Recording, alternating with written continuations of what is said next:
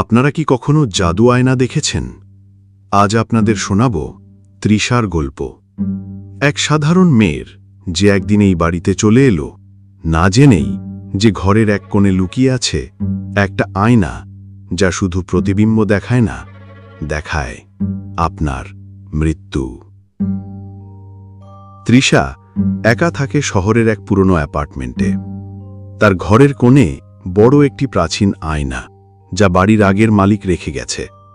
প্রথমে কিছু মনে হয়নি, কিন্তু কিছুদিন ধরে আয়নায় অদ্ভুত ছায়া দেখা যাচ্ছিল, যা তার নড়াচড়ার সাথে মেলেনি। এক রাতে ঘুম ভেঙে তৃষা জল খেতে যায়।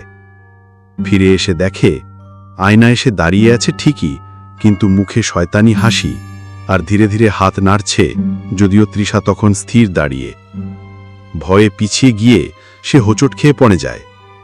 চোখ খুলে দেখে সব স্বাভাবিক, প্রতিবিম্বও স্বাভাবিক।